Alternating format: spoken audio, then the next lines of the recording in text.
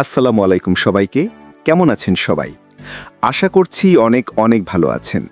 আজকের ভিডিওতে আমরা দেখব মাইক্রোসফট এক্সেলে সামের কিছু ম্যাজিক্যাল ট্রিক্স। সো চলুন কথা না বাড়িয়ে শুরু করা যাক। এইখানে এক্সেল প্রোগ্রামটি ওপেন রয়েছে এবং একটি সেলস ডেটাবেজ রয়েছে। মূলত এই ডেটাবেজের উপর ভিত্তি করে আমরা সামের ফর্মুলা নিয়ে কাজ করব। নরমালি আমরা সাম কিভাবে করে থাকি? ইকুয়াল সাম দিয়ে যেই অংশটি সাম করতে চাই ওই অংশটি সিলেক্ট করে দিয়ে থাকি এবং বাকিটা ফিল হ্যান্ডেল করে সামের কাজটি সম্পূর্ণ করি।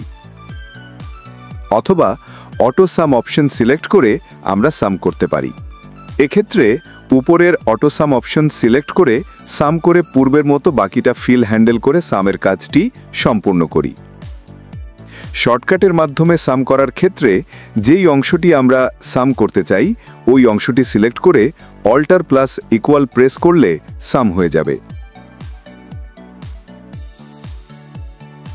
একের অধিক সারি এবং কলামে সাম করার ক্ষেত্রে প্রথমে কন্ট্রোল প্লাস জি প্রেস করতে হবে, তারপর গো টু অপশন সিলেক্ট করতে হবে এবং পরবর্তীতে ব্ল্যাঙ্ক সিলেক্ট করলে সবগুলো ব্ল্যাঙ্ক সারি এবং কলাম সিলেক্ট হয়ে যাবে। এখন অল্টার প্লাস ইকুয়াল প্রেস করলে পুরো অংশটি সাম হয়ে যাবে।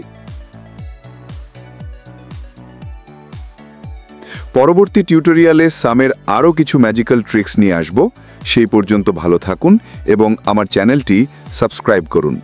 লাইক, কমেন্ট, শেয়ার করতে ভুলবেন না। ধন্যবাদ।